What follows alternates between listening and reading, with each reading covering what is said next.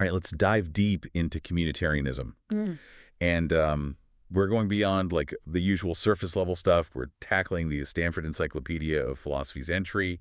It's dense, but we're going to extract that philosophical gold. It's going to be really exciting to unpack this, Yeah. especially all the counter-arguments that really make you think. Get ready to re-examine the very foundation of, like, how we think about ourselves in society. Okay, so to kick things off, what exactly is communitarianism? I know it's about community, but like, how does it challenge how I understand, say, liberalism? Imagine humans are less like solitary tigers and more like social lions, as the Stanford Encyclopedia puts it. Okay. Communitarianism says our identities are woven from the threads of our communities. And this really impacts how we view morality, politics, even how we structure society. It's not about erasing individual freedom, no. It's more about acknowledging that communities are fundamental to who we are and how we organize ourselves. So it's less about me and more about we, but not in a way that totally, like, obliterates individual choice. Precisely.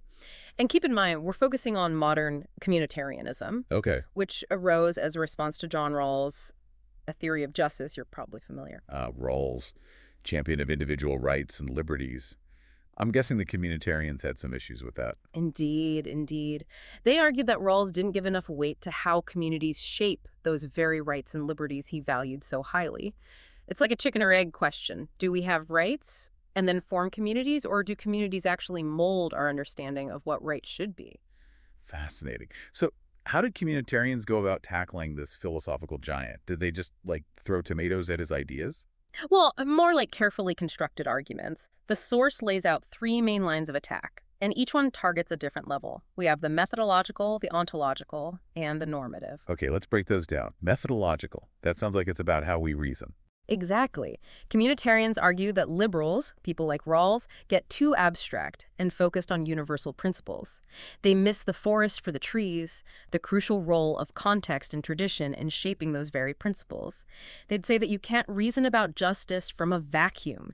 You have to consider the specific traditions and cultures of the communities where those ideas arise. So instead of searching for some, like, grand universal theory of justice, they're suggesting that our understanding of justice comes from the ground up, from the lived experiences and traditions of specific communities. Uh-huh.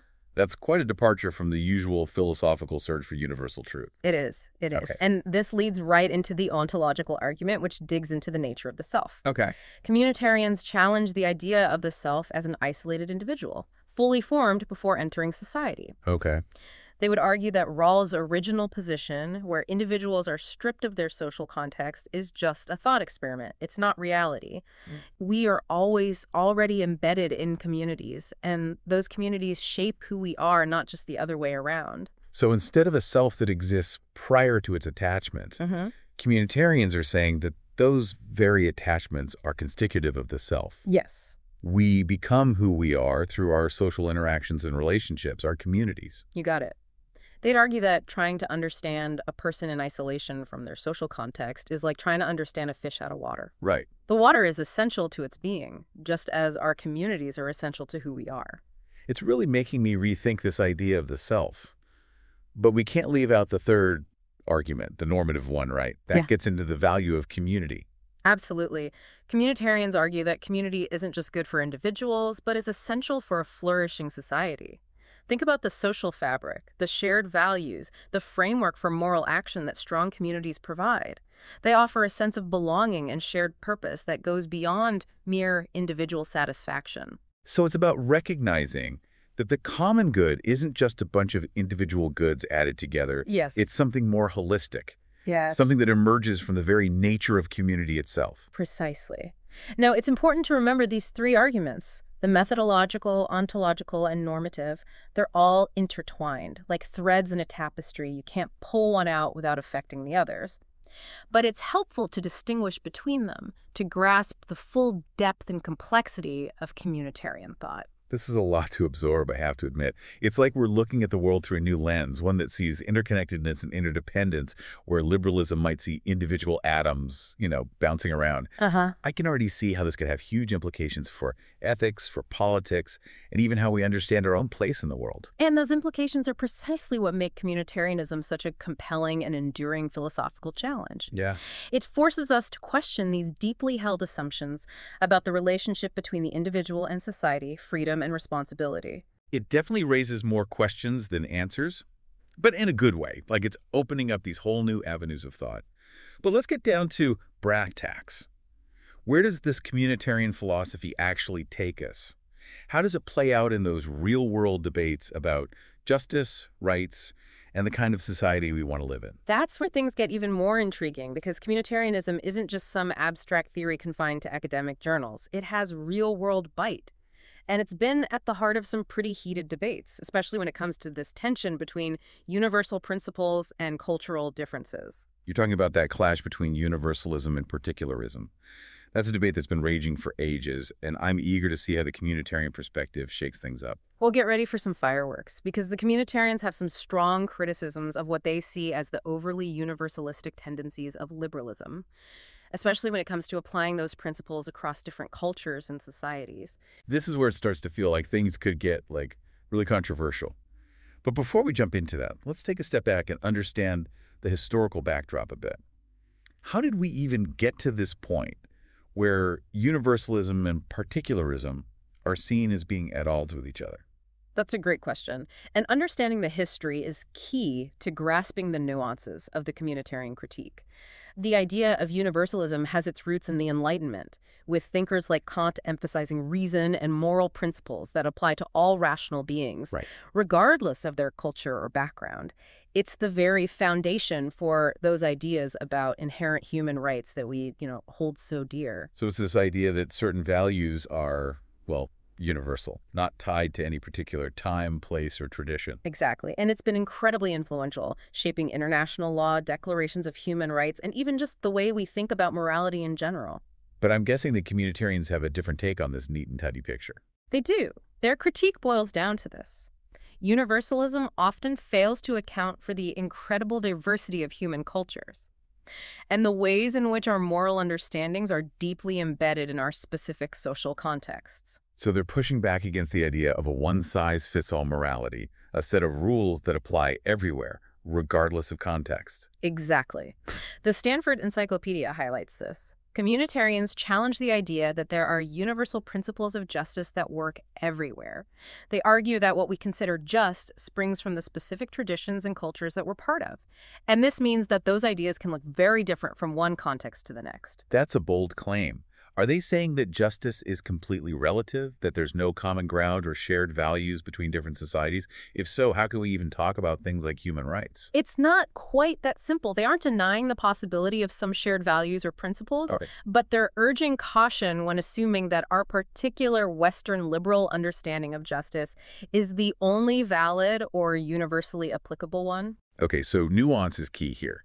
It's not about throwing out universalism entirely, but rather questioning its assumptions and recognizing its limits. Uh-huh. I bet they have some pointed critiques of Rawls in this regard. Oh, absolutely. Remember that original position we talked about where individuals are behind a veil of ignorance? Yes. Communitarians argue that this is fundamentally flawed Okay. because it assumes we can somehow shed all of our social and cultural baggage and reason from this, purely abstract, disembodied perspective.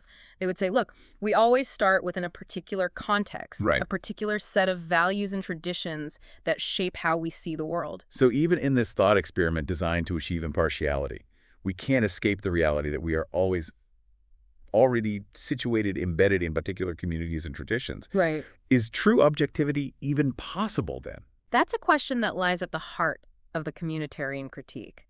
And it's not just a theoretical debate. It has real-world weight, especially when you consider how Western liberal values are often promoted and sometimes imposed on other cultures. Yeah, I can see how this gets into tricky territory, especially when talking about things like human rights, democracy promotion, and that whole clash of civilizations idea. You're right, we're wading into some of the most contentious issues of our time. Right. But before we go there, I'm curious, how did Rawls himself respond to these critiques? Did the communitarians manage to shake his commitment to universalism at all? Did they make him rethink his position, even a little? They certainly made him think. In his later work, like Political Liberalism, Rawls actually acknowledged some limitations of his earlier universalist claims. Okay. He emphasized that his theory of justice was primarily designed for liberal democratic societies and might not be universally applicable. He even suggested in the Law of Peoples that there could be justifiable non-liberal regimes. Interesting. So it sounds like he at least opened the door to the idea that liberalism isn't necessarily the only valid form of government. Uh-huh. That's a pretty significant shift for a thinker so associated with liberalism. Because it was a significant shift. But it's important to note that he still considered liberalism the best possible ideal, the one all rational individuals would choose if given the chance. So while he conceded there might be legitimate reasons for other societies to choose different paths, he still held on to the belief that liberalism was, in a sense, the most just and desirable system. Yes. And other liberal thinkers have doubled down on that point. The source mentions Brian Barry, who passionately defends the universal validity of liberal egalitarian principles, even in the face of these communitarian critiques. So we have this fascinating tension between Rawls, who became more open to particularism in his later years, and other liberals, like Barry, who remain committed to a more robust universalism. Yeah. Like there's a debate within liberalism itself about how far these principles can and should be extended. That's a sharp observation. And this internal debate within liberalism kind of mirrors the broader challenges posed by communitarianism. Right. It forces us to think critically about the limits of universalism and the potential for genuine dialogue and understanding across cultures. But it also raises a crucial question.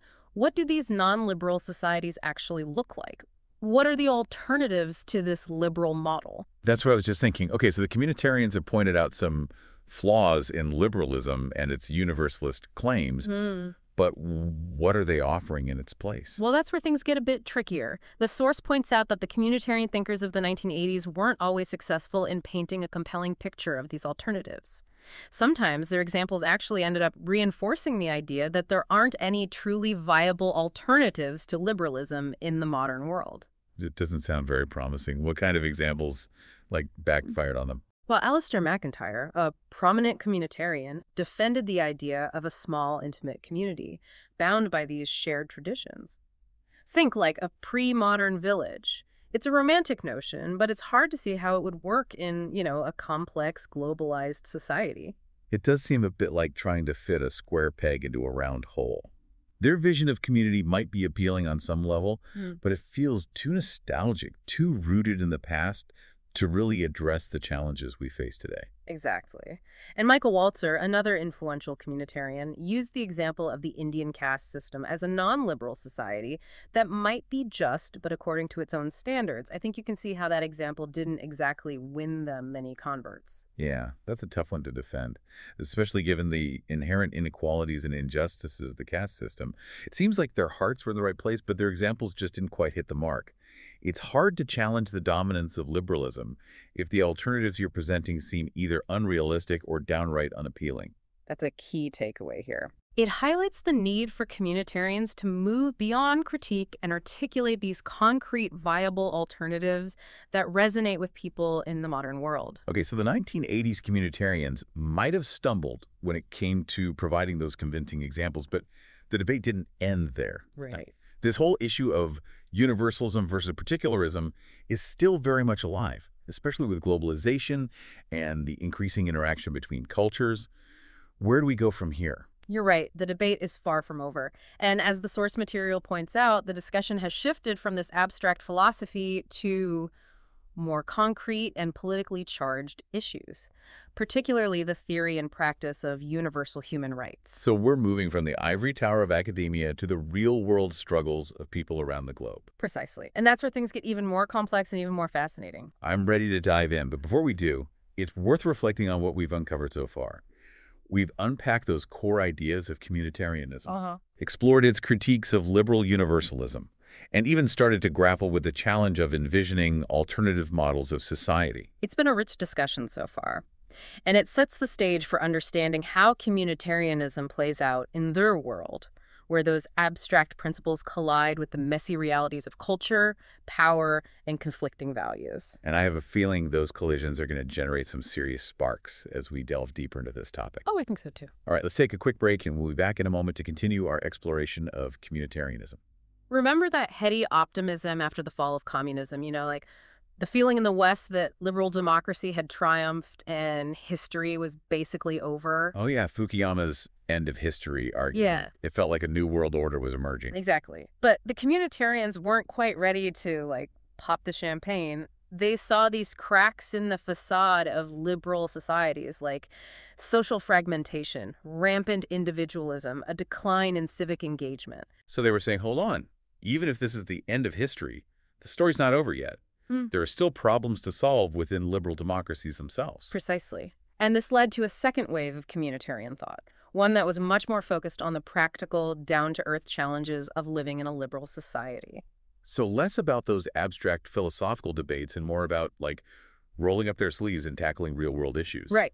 Thinkers like Amitai Etzioni and William Galston entered the stage, emphasizing things like social responsibility, strengthening families, and rebuilding a sense of community as a way to address these very real problems.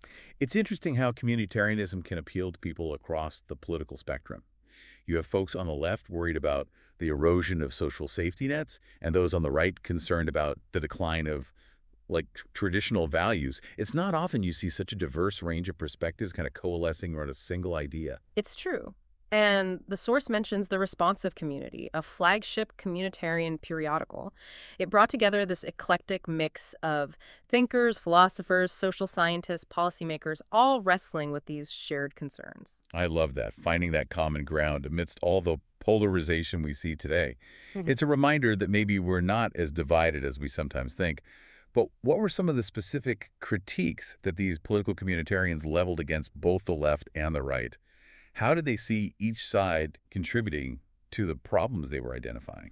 Well, on the one hand, they argued that the left, with its focus on individual rights and these robust welfare programs, had unintentionally weakened communities by making people overly reliant on the state, undermining a sense of personal responsibility and those local community-based solutions. It's that classic argument about the unintended consequences of well-intentioned policies. Right. You try to help people, but in doing so, you might inadvertently create dependency and undermine their agency. Right. And on the other hand, they turned their sights on the right, arguing that the free market fundamentalism, championed by figures like Reagan and Thatcher, had also taken a toll on communities. So, It wasn't just about big government. It was also about the unintended consequences of this unchecked capitalism, run amok. so they were recognizing that both the individualistic focus of the left and the market-driven ethos of the right could have these detrimental effects on that social fabric. Exactly. They pointed to things like plant closures, the decline of local businesses, and just the corrosive effects of corporate greed on social bonds. The pursuit of profit, they argued, wasn't always aligned with the well-being of communities. It sounds like they were advocating for a more balanced approach, one that recognizes the importance of both individual freedom and social responsibility. Yes. It's not an either proposition. Right. It's about finding that sweet spot where both can flourish. That's a great way to put it. They weren't calling for, a wholesale rejection of capitalism or the welfare state. They were urging a more nuanced, holistic perspective, one that takes into account that essential role that communities play in creating a healthy, vibrant society. Now, I'm curious about how this played out in the U.S. specifically.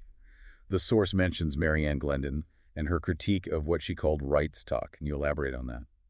Glendon was concerned that the relentless focus on individual rights in American society, often framed in these legalistic terms, had actually undermined the most essential rights by creating a culture of adversarialism and litigation. So instead of fostering a sense of shared responsibility and willingness to work together, Yes. it created this climate where everyone was suing each other and viewing every interaction through the lens of rights and entitlements. That was her concern. And this, she argued, had eroded the very fabric of American society, weakening that sense of shared purpose and commitment to the common good that's like so vital for a functioning democracy. People were losing sight of the fact that rights come with responsibilities and that a healthy society requires us to think beyond our own like narrow self-interest. That's a sobering thought. Okay, so we've seen how these political communitarians identified a range of social problems and offered these critiques of both the left and the right. But what about solutions? Did they just complain, or do they propose any concrete ways to actually strengthen communities? They definitely offered more than just complaints. They put forward a range of policy proposals that were designed to shift our focus from individual rights to social responsibilities. So instead of constantly clamoring for more rights, they were saying, let's think about our obligations to each other and to our communities. Right. Let's focus on what we can contribute, not just what we can claim. Exactly. They called for policies to support families, recognizing that vital role that strong families play in nurturing those responsible citizens and creating that sense of belonging. They advocated for educational reforms that emphasize cooperation and civic engagement, moving away from that like hyper-individualistic competitive model that often dominates our schools. So it was about instilling a sense of shared purpose and interconnectedness from a young age. Precisely. They also emphasize the importance of urban planning that fosters a sense of community, creating spaces where people can interact, connect, and build relationships. It was about designing those environments that encourage social interaction rather than isolating people, in their cars and their homes.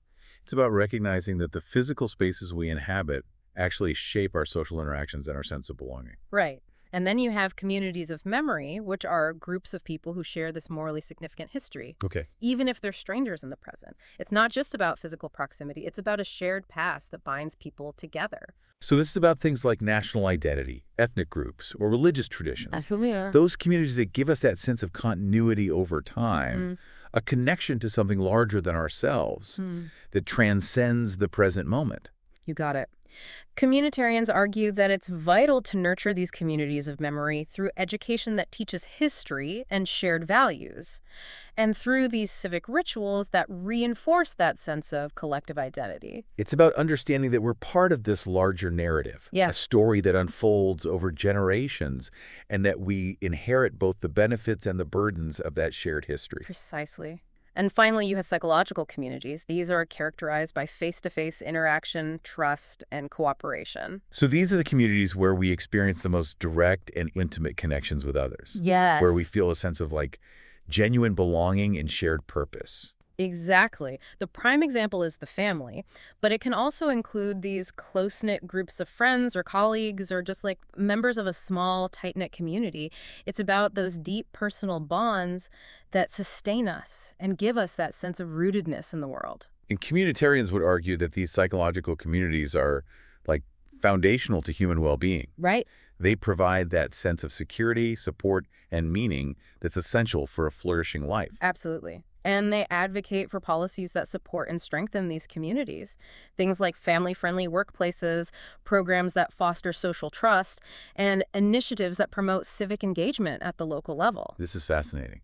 Yeah. It seems like we need all three types of communities, Yeah. place, memory, and psychological, to truly thrive as human beings. Uh-huh. They each provide something unique and essential. That's a great insight. And it highlights the richness and complexity of the communitarian vision. It's not just about retreating into those small, isolated communities. It's about recognizing those multiple layers of connection that bind us together and finding ways to strengthen those bonds in a way that supports both individual flourishing and the common good. It's a delicate balancing act, but one that the communitarians believe is essential for creating a just and vibrant society. This is all starting to make sense, but I have to admit I'm a bit worried about the potential for conflict between these different types of communities. Oh, okay. Can we really have it all? Strong families, thriving local communities, and a robust national identity. Isn't there a risk that these different allegiances could pull us in different directions? That's a sharp observation. And the source acknowledges that there can indeed be tension between these different communitarian goals. There's no guarantee of harmony. So where do these conflicts tend to arise? Can you give me some concrete examples? We'll take Amitai Etzioni, who was a strong advocate for strengthening families. Okay. He argued that parents should spend more time with their kids, that companies should make it easier for people to work from home, and that governments should mandate paid parental leave.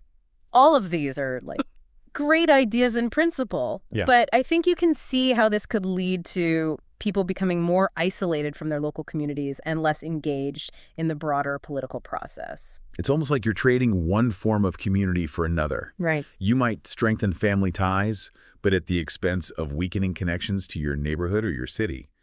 The source mentions how societies with those strong family ties, like Singapore, often have less active and engaged citizens. Right. I wonder if it's even possible to have both, strong families and a vibrant public sphere. It's a tricky balance, for sure. And the source highlights another potential conflict. Strong identification with the workplace can also undermine both family life and civic engagement. The classic workaholic who's always at the office, neglecting their family and their community. Right, right. It reminds me of that Japanese concept of karoshi, which means death from overwork. It's a stark reminder that our commitments to these different communities can sometimes come into conflict, and that finding a healthy balance is essential. It's a challenge, no doubt. So how do the communitarians propose we navigate these potential conflicts between different types of communities? Do they offer any, guidance? Do they have any concrete suggestions for how to achieve that delicate balancing act? Well, they acknowledge that there's no simple one-size-fits-all answer and that sometimes, difficult choices need to be made. Right. But they also highlight the possibility of finding these win-win solutions where strengthening one type of community can actually reinforce and support others. Now that sounds promising. What kind of solutions do they have in mind? Well, they point to the importance of urban planning that creates these walkable neighborhoods with mixed-use development where people can live, work, shop, and socialize all within, a relatively small area. Right. This fosters a sense of community while also making it easier for people to spend more time with their families. It's about creating an environment where those different aspects of our lives can coexist and support each other, Right. rather than competing for our time and attention. Exactly. They also talk about the importance of integrating newcomers into existing communities so they don't feel isolated or marginalized. This can help prevent the formation of those separate, parallel communities that undermine social cohesion and create these divisions within society. It's about fostering a sense of inclusion and belonging so that everyone feels like they have a stake in the well-being of the community as a whole. And they emphasize that individual rights and communitarian goals aren't always opposed. They use the example of Singapore again, arguing that stronger democratic rights could actually strengthen the national community. Now that's an intriguing idea. They're suggesting that giving people more of a voice in their government could make them feel more invested in their society, more committed to the common good. That's the argument. When people feel like they have a say in how their society is run, they're more likely to care about its success and work together to solve its problems. It's about fostering that sense of ownership and shared responsibility. But Singapore, with its unique history and political context, is a very specific case. Do they offer any other examples of how individual rights and communitarian goals can complement each other rather than clashing? Well, they highlight the importance of promoting social trust, which is essential for both a healthy democracy and a vibrant civil society. It's that fundamental belief that we can rely on each other, that our fellow citizens have good intentions and will act in ways that benefit the community as a whole. It's about creating a climate of mutual respect and reciprocity where people feel safe and supported, knowing that they can count on others. Exactly. And they argue that fostering social trust requires this careful balance between individual freedom and social responsibility. So it's not about choosing one over the other. It's about finding ways to create a society where both can flourish, where individual freedom is exercised within a framework of shared values and a commitment to the common good. That's a great way to summarize it. And what's particularly interesting about all this is how the communitarian perspective challenges us to think differently about democracy itself. How so? Are they suggesting we abandon democracy altogether, embrace some kind of authoritarian model? Not at all. They're simply pointing out that many people, especially in East Asia, are clamoring for these democratic rights. But they don't necessarily see democracy in the same way that, Westerners do. So it's not just about having elections and majority rule. There's more to it than that. Right. They argue that in some East Asian societies, democracy is often seen as a means to achieve communal goals like social harmony and economic prosperity. So instead of prioritizing individual liberty above all else, they see democracy as a tool for achieving collective well-being. Exactly. And this leads them to favor a more communitarian approach to democracy, one that emphasizes consensus building, social responsibility, and the role of the state in promoting shared values. So it's a different way of thinking about the relationship between the individual, the community, and the government. It's not about pitting them against each other. It's about finding ways for them to work together to achieve those common goals. Precisely. And it highlights the fact that there isn't just one model of democracy that fits all cultures and contexts. This is all very thought-provoking, but I have to admit I'm still a bit wary. I worry that this emphasis on community could lead to a suppression of individual rights and a kind of conformism that, stifles creativity and progress. Yeah. Is there a risk of the community becoming like a tyranny of the majority? Those are legitimate concerns, and the communitarians acknowledge that there's this constant tension between individual freedom and communal values. It's a balance that needs to be carefully maintained. So how do they propose we strike that balance? How do we prevent community from becoming oppressive? How do we protect those individual rights and freedoms that are so essential to human flourishing? They argue that, paradoxically, strong communities actually depend on a certain degree of individual freedom and diversity. Really? Wouldn't too much individualism undermine the sense of shared identity and purpose that's so essential for a strong community? Not necessarily. They point out that communities are constantly evolving and adapting to new challenges, and that this process of adaptation requires individuals to think critically, to challenge the status quo, and to bring new ideas to the table. It's like that saying, the only constant is change. Right. For communities to thrive, they need to be open to new perspectives and ways of doing things. Yeah. And that requires a certain amount of individual freedom and creativity. Exactly. They also argue that strong communities need those mechanisms for resolving conflict and addressing injustice. It's not about creating some kind of utopian society where everyone always agrees. It's about finding ways to manage disagreements constructively and work towards solutions that benefit the community as a whole. So it's about creating a space where dissent is tolerated, where people feel safe expressing those different viewpoints, and where there are fair and impartial processes for resolving disputes. Precisely. And they emphasize the importance of democratic institutions and processes like free speech, a free press, and the rule of law as essential safeguards against the potential for community to become oppressive. It's about finding ways to ensure that the community serves the interests of its members rather than the other way around. It sounds like they're trying to walk a tightrope. Yeah. Finding that delicate balance between individual freedom and communal values that allows both to flourish. Uh-huh. But there's another interesting aspect of this discussion that I'd like to explore, the relationship between communitarianism and Confucianism, particularly in East Asia. That's a fascinating connection. Why might East Asians turn to communitarianism when they already have Confucianism, which emphasizes those similar values, community, family ties, social harmony? It seems like there's a bit of an overlap there. It does, doesn't it? Yeah. Why import a Western philosophy when you already have a rich tradition that embodies many of those same values? Well, the source suggests that communitarianism can actually complement Confucianism, enriching it with new insights and perspectives. It's not about replacing Confucianism, but rather adding to it, filling in some gaps, and perhaps even challenging some of its assumptions. Okay, I'm intrigued. What are some of these weaknesses that communitarianism can help address? How can it contribute to the Confucian tradition? Well, for one, communitarianism can remind Confucians to be more open to the idea of morally legitimate differences between cultures. Okay. Confucianism, with its strong emphasis on tradition and hierarchy, can sometimes come across as a bit rigid and inflexible. It's that classic tension between tradition and modernity, between preserving those values of the past and adapting to the realities of this rapidly changing world. Exactly. And communitarianism can inject a dose of pluralism into the Confucian tradition, encouraging Confucians to engage with other cultures and recognize the possibility of different but equally valid ways of life. So it's about broadening their horizons, so to speak, Right. and recognizing that their way isn't the only way. Precisely. And communitarianism can also help expand the Confucian focus beyond the family to other forms of community. While family is, like, central to Confucian thought, there's a risk of neglecting the importance of those broader social connections, like those found in, neighborhoods, workplaces, and voluntary associations. It's about recognizing that a healthy society needs those multiple layers of community, a diversity of social structures that provide support, meaning, and a sense of belonging. Right. And finally, communitarianism can encourage more active political participation from ordinary citizens.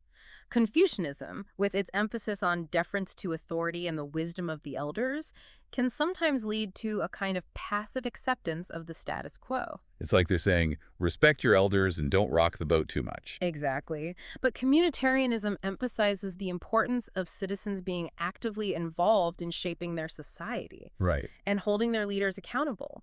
It's about finding ways for everyone to contribute to the common good, not just a select few. So communitarianism can inject a bit of democratic spirit into the Confucian tradition. That's a good way to put it. It's not Oh, about overthrowing Confucian values, but rather reinterpreting them in a way that's more compatible with modern democratic ideals. this is fascinating. It's like we're seeing a cross-cultural dialogue unfolding, where those different philosophical traditions are challenging and enriching each other. And that's one of the things that makes communitarianism so intriguing. It's not just a Western philosophy. It's a set of ideas that can resonate across cultures and inspire new ways of thinking about that relationship between the individual and society. This has been an incredible deep dive so far. We've covered so much ground, from the philosophical foundations of communitarianism to its practical implications for politics, ethics, and even cross-cultural understanding. It's really broadened my perspective on this whole debate. I agree. What I find particularly compelling is how communitarianism pushes us to move beyond that, like, simplistic dichotomy of individual versus society. It's not about choosing one over the other. It's about recognizing that inherent interconnectedness and finding ways to create a world where both can thrive. And that's a challenge that feels more relevant than ever in our increasingly globalized and interconnected world. As technology continues to blur boundaries and create those new forms of community, we need to think deeply about the values and principles that will guide our interactions with each other. The source acknowledges that communitarianism may have lost some of its political momentum in recent years, but I believe its core insights are more relevant than ever. I agree. It feels like we're at a crossroads where the old ways of thinking about politics and society just aren't working anymore. Right. We're facing these complex, interconnected challenges: climate change, economic inequality, political polarization, that require those new ways of working together, of thinking beyond our own narrow self-interest. And perhaps communitarianism, Yeah. with its focus on building bridges, fostering dialogue, and recognizing our shared humanity, can offer that path forward. I think you've hit on something really important. It's not about embracing communitarianism as some kind of rigid ideology or dogma.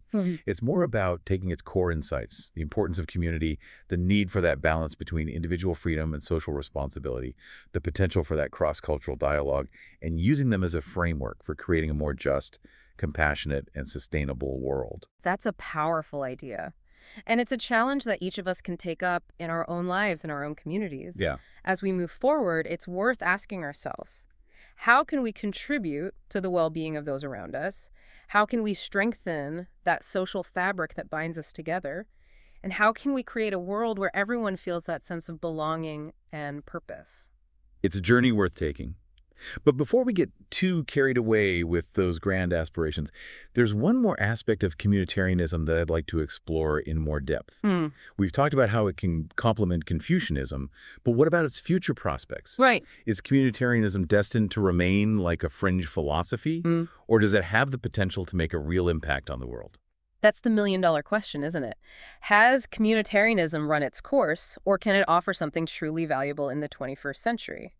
The source acknowledges it's faced some headwinds, especially in the political realm. Yeah, I can see how in a world increasingly dominated by individualism and market forces, that communitarian message might struggle to get through. But you mentioned something earlier about the relevance of communitarianism, in our current moment. Can you expand on that? What makes you think it might have a future despite these challenges? Well, I think the very trends that seem to be pushing us away from community might actually be creating a longing for something more.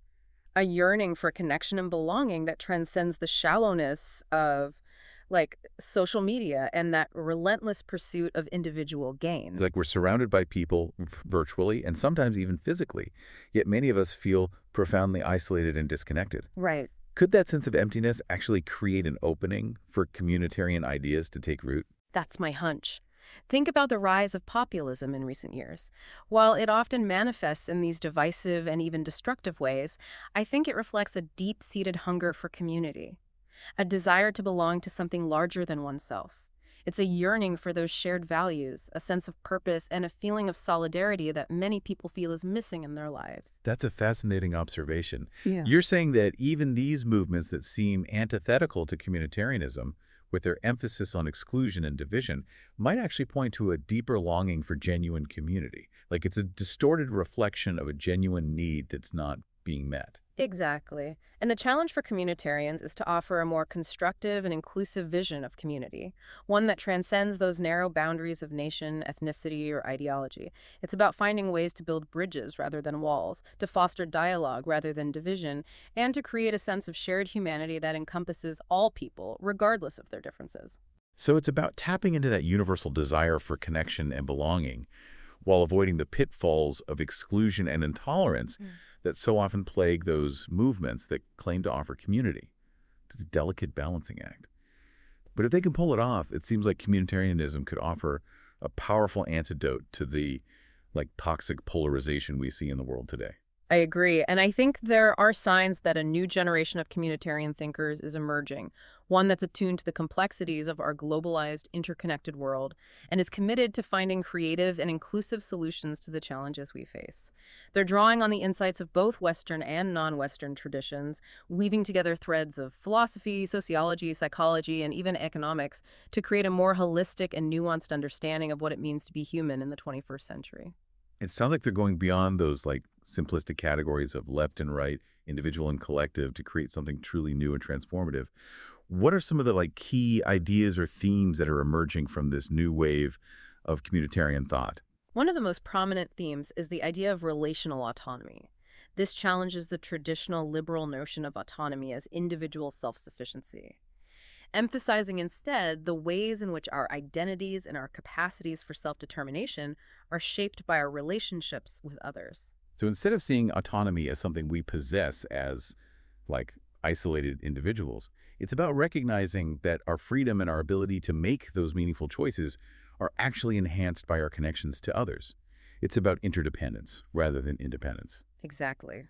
Another key theme is this emphasis on social justice, but not in the traditional redistributive sense. It's less about simply transferring wealth from the rich to the poor and more about creating a society where everyone has the opportunity to participate fully and meaningfully in the life of the community. So it's not just about those material resources, but also about access to education, healthcare, decent work, and the social and cultural capital that enables people to flourish and contribute to the common good. Right. It's about creating a society where everyone feels valued and respected, where everyone has a voice, and where everyone has the chance to reach their full potential. And this brings us to another important theme, the idea of democratic renewal. Communitarians are increasingly concerned about the erosion of trust in democratic institutions and the rise of political apathy and cynicism, especially among younger It's generations. like democracy itself is facing this crisis of legitimacy as people lose faith in their elected officials and feel like their voices don't matter. Exactly. And the communitarian response is to call for a revitalization of democracy, not by, tinkering with those electoral systems or tweaking policies, but by fostering a deeper sense of civic engagement and responsibility. So it's about going beyond simply casting a vote every few years and actually participating in the life of the community, Hmm. engaging in dialogue, working together to solve problems, and holding our leaders accountable. Exactly. It's about recognizing that democracy is more than just a set of procedures or institutions. It's a way of life, a commitment to working together to create a more just and equitable society. And it's a commitment that requires active participation and engagement from all members of the community. This is all incredibly inspiring, but I have to admit, I'm still wrestling with that tension between individual freedom and those communal values that we talked about earlier. How do these new communitarian thinkers address that, age-old dilemma? How do they ensure that the community doesn't become oppressive, that it doesn't stifle individual expression and creativity? That's the perennial challenge for any communitarian project. And I think the key lies in recognizing that individual flourishing and communal well-being are not mutually exclusive, but rather deeply intertwined.